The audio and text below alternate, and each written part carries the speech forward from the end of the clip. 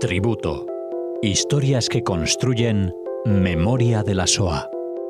כי ראיתי את דרכי נעלמת ביער סבוך בין קירות חורשים ובתוך האדמה המדממת. Hola oyentes de Radio Sefarad, volvemos a rendir tributo a esos personajes de la Shoah que muchas veces hemos conocido solamente de palabra o ni siquiera, y sobre los que nos ilustra Cecilia Levitt. ¿Qué tal, Cecilia? Hola Jorge, ¿qué tal? Pues nada, creo que hoy nos traes un personaje que justamente acaba de fallecer y a una edad avanzada, pero que él vivió justamente la Shoah siendo niño, ¿no? Exactamente. Tú sabes que este personaje falleció el sábado 26 de octubre y esto salió publicado en los medios. Estamos hablando de Ben Zion Hadar, con un sobrenombre que es Bolush, y muere a los 84 años. Y yo sinceramente era una historia que conocía o había escuchado, pero no la conocía en profundidad. Pero lo interesante es que el domingo muy temprano ya me escribió Mario Sinai, al que le agradezco, es mi maestro, y me escribió y me dijo: Cecilia, ¿por qué no aprovechas uno de tus tributos y le dedicas uno de tus programas a Ben Zion? Y yo dije, por supuesto. Y entonces me dediqué toda la semana a documentarme, a investigar, y de verdad que estoy bastante conmovida, ¿no?, por la historia, y por eso la quiero regalar hoy en el programa. Voy a empezar directamente a contar quién es Ben Zion, y un poquito aposta voy a hablar de Ben Zion y no de otro nombre, ¿vale? Porque se lo va a conocer por otro nombre, pero su nombre cuando nace es Ben Zion y su apellido era Fix. Este niño nace en el año 1936 y viene de una familia muy observante, era una familia muy religiosa. Tenía 4 hermanas, ¿sí? Tenía 3 hermanas mayores que él y una más pequeñita. Vivían en una casa sencilla en la calle Novoliki 59. Atención con esta calle porque luego lo voy a retomar. Él recuerda que su casa era una casa muy austera, humilde, de 2 plantas, en un edificio, perdón, de 2 plantas. Tenía una hermana de 16 años que se llamaba Esther, y Esther ya estaba activando en los movimientos juveniles y que no estaba mucho en casa. Y esto provocaba mucha pelea para los padres. ¿Por qué? Porque los padres venían bueno, eran muy observantes, no acordaban con estos movimientos sionistas. Recuerda a su papá con una barba muy larga. Ahora, ya en el 39 estalla la guerra. Él apenas tiene 4 años, sin embargo sí recuerda a su padre corriendo con él de la mano, ¿sí?, por los bombardeos.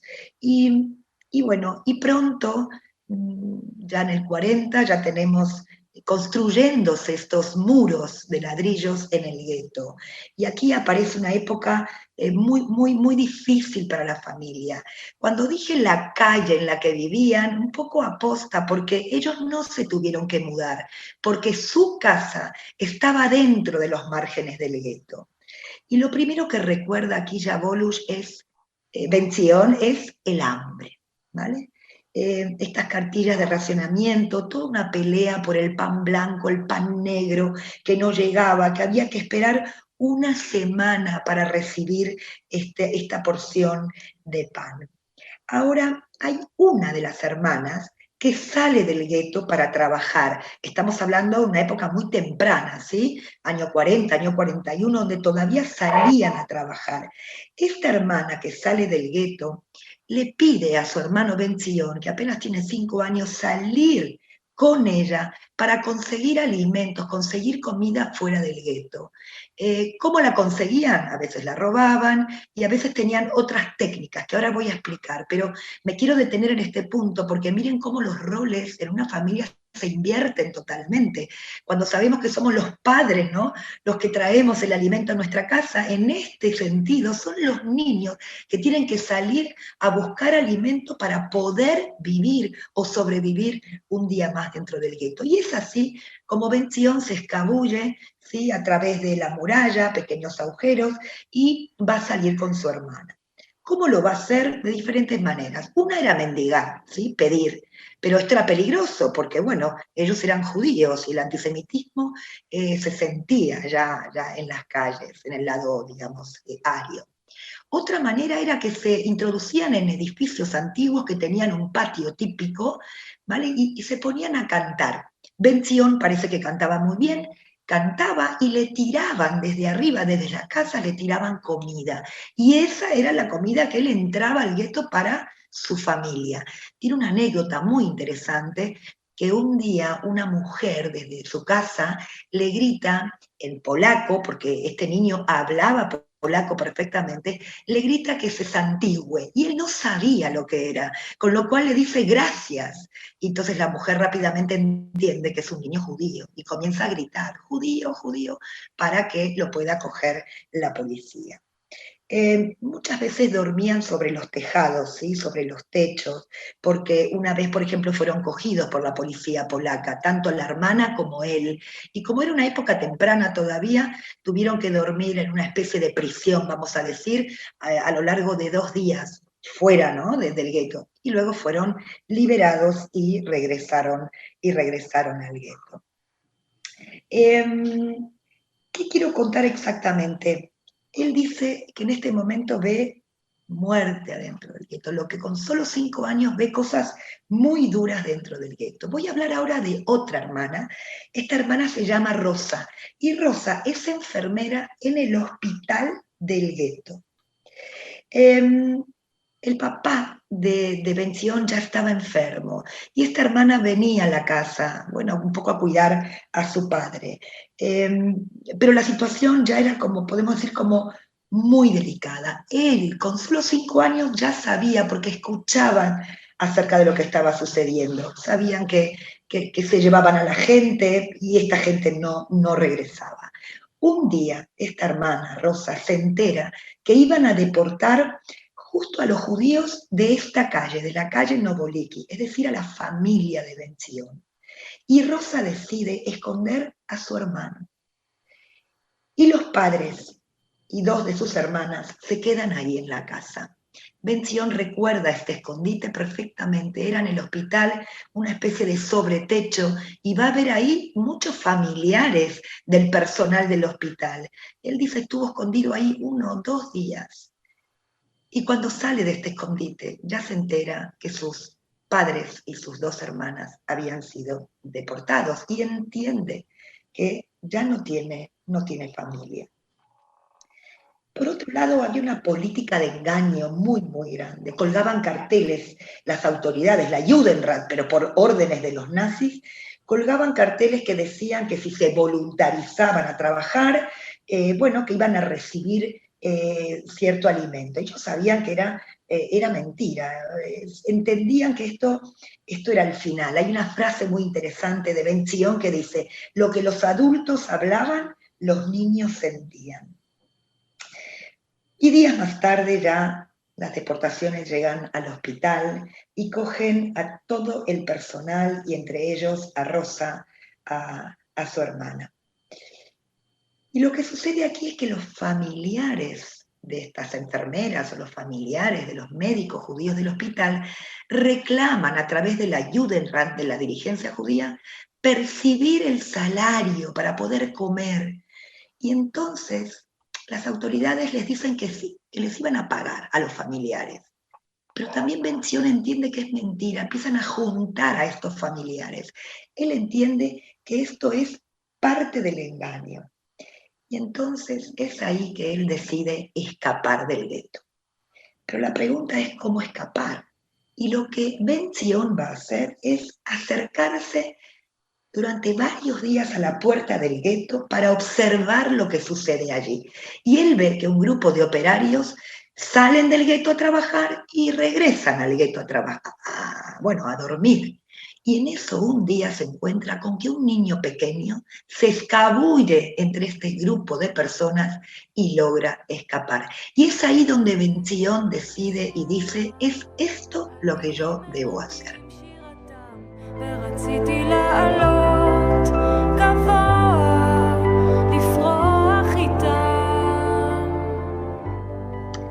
Benzión se escapa del gueto a los 6 años, sin familia, sin absolutamente nada. Y yo me pregunto, ¿no? ¿Cómo un niño de tan solo 6 años comprende lo que es un gueto, lo que es esta persecución a los judíos, lo que es la guerra? Y él dice que rápidamente comprendió, inclusive mejor que los adultos, aquellos que estaban en el gueto, que tenían una confianza, no vamos a decir absoluta, pero que intentaban convencer a los judíos del gueto que iban a sobrevivir. Sin embargo, él dice, yo comprendí rápidamente que lo único que había en el gueto era muerte. Una vez que sale del gueto y escapa, va a conseguir dormir en la casa de una mujer polaca que él conocía de antes de la guerra, a cambio de un dinero que él consigue. Y una noche llegaron a esta casa de esta mujer polaca otros niños judíos. Esto fue para Benzión un alivio, es decir, saber que había otros niños como él. Sin embargo, todos eran mayores que él. Y entonces descubre que estos niños eran parte de una pandilla, era un grupo de niños que vendían cigarrillos en la Plaza de las Tres Cruces, en pleno Varsovia. Y atención, porque en un ratito ahora voy a hablar de esta plaza, ¿sí? Y él rápidamente decide unirse a esta pandilla. Ahora Benzión es el niño más pequeño, tiene 6 años.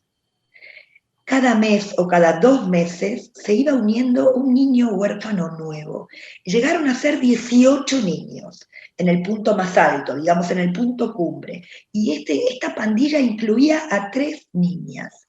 Ellos sabían muy bien lo peligroso que era, porque los nazis pagaban, escuchar esto, pagaban 3 kilos de azúcar a los polacos por denunciar a cada uno de los judíos. Y aquí es como que quiero desarrollar, porque esta pandilla tiene ciertas como códigos o una cierta disciplina. Estos niños deciden no hablar nunca más en yiddish. Borraron el idioma yiddish y solamente hablaban polaco. Y no solamente eso, sino que van a borrar sus verdaderos nombres. ¿Vale? Se llamaban entre ellos por sus apodos. Y entonces a partir de ahora ya no voy a hablar más de Benzión, sino que voy a hablar de Bolush. ¿Vale? Y entonces uno dice, ¿qué significa Bolush? Bolush era un nombre en polaco. Boluszowski era el nombre en polaco y el sobrenombre o el apodo era Bolush. Voy a hablar de 2 personajes importantes para él, muchos fueron para él importantes, pero voy a hablar del líder de la pandilla. Este líder era apodado Ból. Ból en polaco significa toro, y él lo describe como una especie de matón, ¿no? Era como muy fuerte, tenía los dientes para afuera, su verdadero nombre era Ignaz Miltenberg. Ese era su verdadero nombre, pero lo llamaban Ból, que significa toro. Había otro que también para él fue muy importante, que lo llamaban Quinol. Y Quinol era una especie de rinoceronte, porque tenía como una nariz muy grande, pero su verdadero nombre era Yosef Shapira. Estos niños vendían cigarrillos en la plaza, como dije antes, en la Plaza de las Tres Cruces. ¿Qué era esta plaza? Esta plaza estaba, como dije, en el corazón de Varsovia. ¿Sí? Pero esta plaza había sido apoderada, digamos ahora, a partir de la invasión de los nazis, había sido apoderada por las autoridades alemanas. ¿Qué edificios se concentraban ahí? Se concentraba, por ejemplo, un edificio era la gendarmería alemana. Otro edificio que era de la INCA era el cuartel de las tropas de las SS.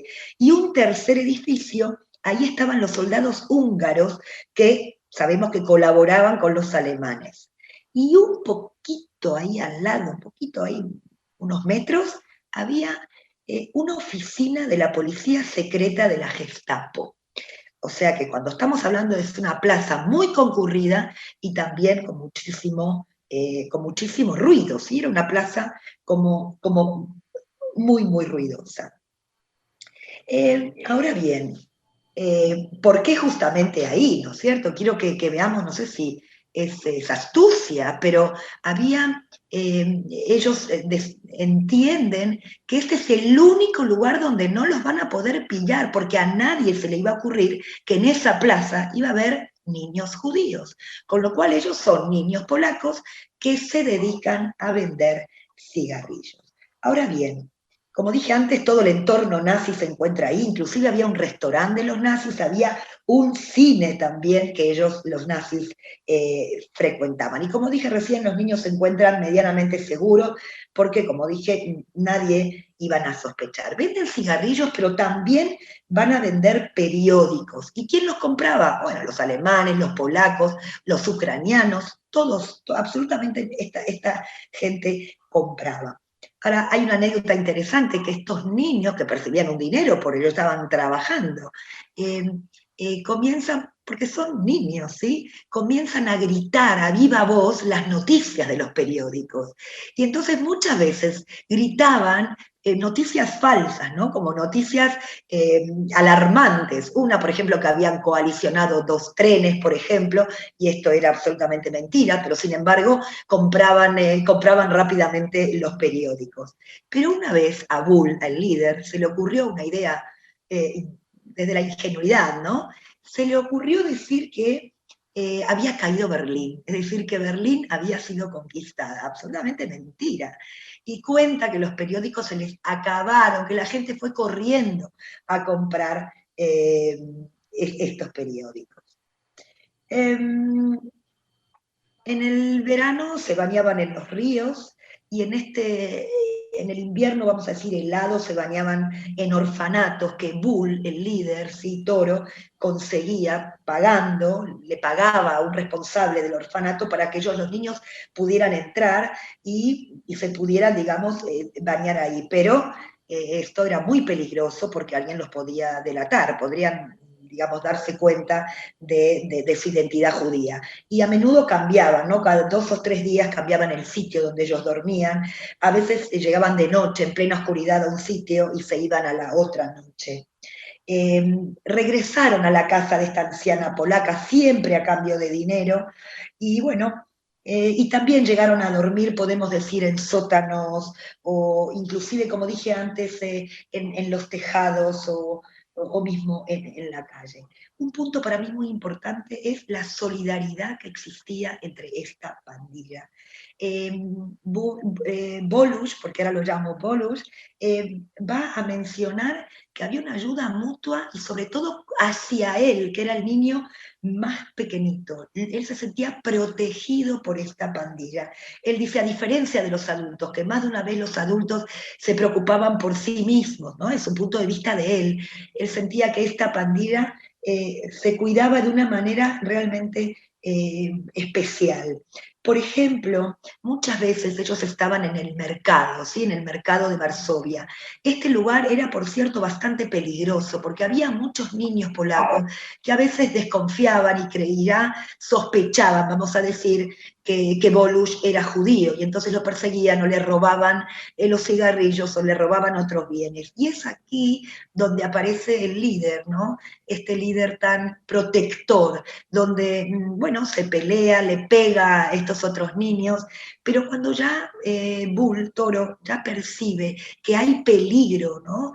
Para Bolush, más de una vez lo enviaba a otro sector de la ciudad a cantar para recibir dinero, o lo hacía subir al tranvía, o también a pedir mismo en la estación del tranvía. Hay una película documental muy interesante de Shoshana Butsova que recuerda a Toro, a Bull, cantando en las calles, ¿sí? Una canción que él había creado para este niño, para Bolush, y la canción decía, duerme niño, duerme mi niño pequeño, tu madre vendrá a darte una leche tibia para que puedas beber y para que estés calentito. Y dicen, en lo que pude documentarme, dicen que la gente cuando escuchaba esta canción, la gente se emocionaba, ¿no? Inclusive hasta lloraba cuando escuchaba esta canción. Bolush dice que esa época la recuerda, bueno, primero como una lucha constante y diaria por sobrevivir, pero también a veces como una aventura, porque él dice, yo estaba libre, me sentía libre, podía ir a donde yo quisiera, por supuesto que con la protección de estas pandillas. Muchas veces fueron perseguidos por la policía y uno dice, pero vamos a ver, un niño de 6 años no es difícil atraparlo, ¿verdad? La policía podría cogerlo rápidamente. Sin embargo, él se describe a sí mismo como un niño como muy ágil, ¿no? Que lograba escapar, trepar a un muro, escabullirse por un hueco y rápidamente subir al tranvía. Y esto le sucedió como más de una vez. Ahora, otros niños de la pandilla no tuvieron la misma suerte. Cuando la policía los perseguía, digamos, por contrabando, algunas veces lograban alcanzarlo y, bueno, recibían palizas de parte de la policía. Recuerda un episodio que lo cogen a Bull, a Toro, le pegan en la calle, y recuerda a Toro rezar el Ave María o decir Jesús, sálvame, ¿no? Como dice que Toro estaba tan concentrado en no equivocarse en estas palabras que inclusive hasta esta paliza como que no le dolió. Sin embargo, 3 muchachos de la pandilla fueron atrapados por los nazis y fueron asesinados casi al final de la guerra. Este es el caso de un niño, por ejemplo, Frenchy, que, bueno, se ve seducido, ¿no? por la atención de un SS, y entonces fue llevado a la Gestapo y podemos decir que nunca más regresó. Y cuando Frenchy desapareció, por miedo a ser delatados, esta pandilla se dispersa y cada uno va a seguir su propio camino hasta la llegada del ejército soviético que luego va a liberar la ciudad.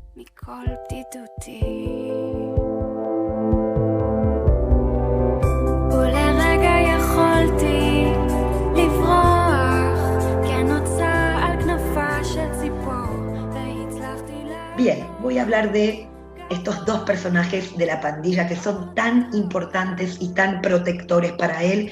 Uno, como dije antes, rinoceronte Carnol, que es Yosef Shapira.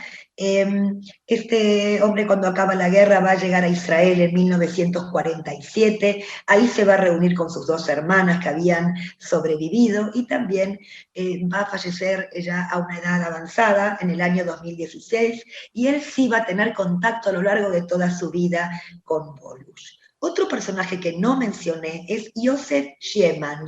Yosef Sheman también es un integrante de la pandilla que sobrevive a la guerra, y es él quien va a documentar la historia de esta pandilla en un libro que se llamó Los vendedores de cigarrillos de la Plaza de las Tres Cruces, y fue publicado por Yad Vashem en 1962, y fue un gran éxito en Israel. Mario me contó, yo esto no lo sabía, que hasta los años 90 fue una lectura obligatoria en Israel, y es decir que muchos israelíes han crecido, digamos, con las historias, con las aventuras, podemos decir, de estos niños. Han crecido con Bull, han crecido con Rinoceronte, es decir, esos personajes han sido como muy cercanos, y sobre todo el pequeño Bolush. Voy a hablar ahora del líder. ¿Qué pasó con el líder? Con Ignaz Milberg. Él se va a establecer en Canadá, ¿vale? Y también va a fallecer a los 86 años en el 2014. Claro que llegar a Canadá no fue algo sencillo. En el 47, primero a Checoslovaquia, luego a Austria, se establece en un campo de personas desplazadas, y bueno, y va a llegar a Canadá, y va a ser uno de los 3 niños vendedores de cigarrillos que se va a establecer en Toronto. ¿Por qué en Canadá? Porque Canadá va a permitir en el 47 la migración de 1000 niños judíos, y es por eso que él va a llegar ahí. Yo quiero que, un poco como para ir concluyendo, yo sé que es una historia estremecedora. ¿Qué sucede con Bolush? ¿Sí? Bolush es apenas un niño, ¿sí? Cuando acaba la guerra, Y él cuenta, porque yo un poquito buscando mucho material, encuentro su testimonio que está en el Museo de Washington, está en hebreo, que él da en el año 94, ¿sí? Es un hombre joven, y da su testimonio ahí y cuenta muchísimos detalles. Está en hebreo, no está traducido a ningún idioma, pero él cuenta que después de la guerra, un poco le ubican, ¿no? Lo ubican en casa de familias polacas, no judías, va a permanecer ahí, pero el antisemitismo es tan grande en esta Polonia, ¿no? De posguerra, donde tiene que permanecer adentro, no puede salir, a lo mejor la familia sale a esquiar, recuerda que el padre era un maestro, pero la situación es muy complicada, luego va a pasar a otra familia polaca y la situación también es muy dura, él no tiene familia, no le sobrevive nadie, hasta que el Joint lo ubica y va a llegar a Israel. Y es en Israel donde se va a establecer, se va a formar, va a estudiar, se va a casar con su esposa Orit, va a tener hijos, nietos y una vida en la cual él pudo, bueno, proyectar y pudo soñar y lograr muchas cosas como él también puede contar. Yo a modo de resumen, ¿no? Como hice en el tributo anterior, como hacer una especie de repaso sobre los temas que estuvimos viendo.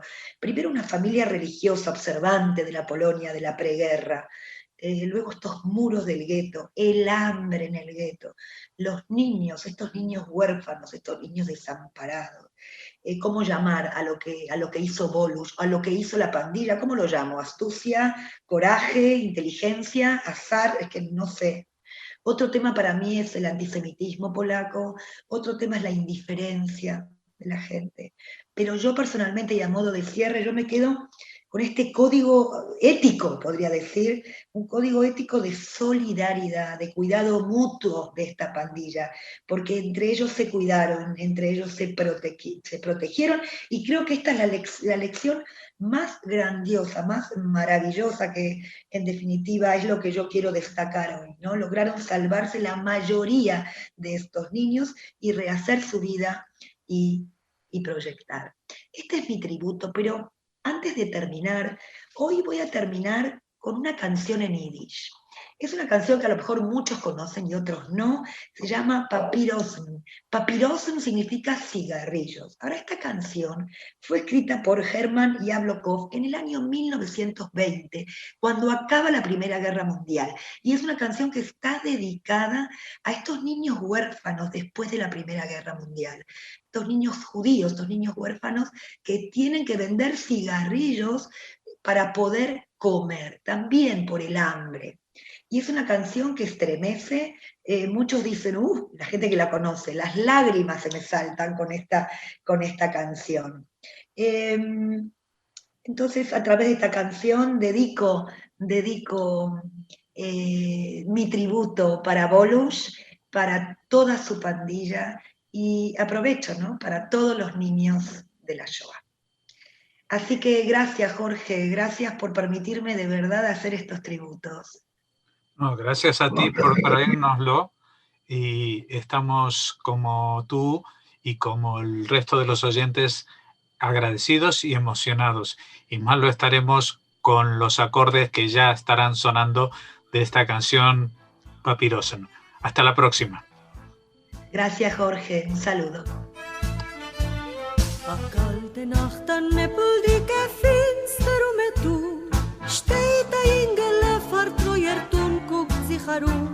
Von Regen schützt ihm nur eine Wand, der Koschigl hält in Hand und seine Augen beten jeden Stuhl.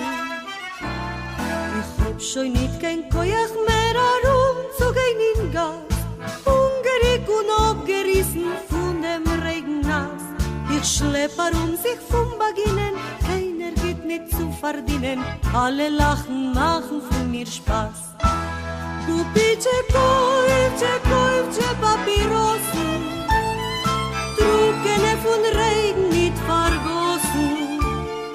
Kojcie billig benemones, kojt du not auf mir Rachmones, rate wet von Unger mich hatzi. Kupicie, schwebalach antiken, der Mink wird ihr Jossel der Quicken. siehst mein Schreien und mein Läufen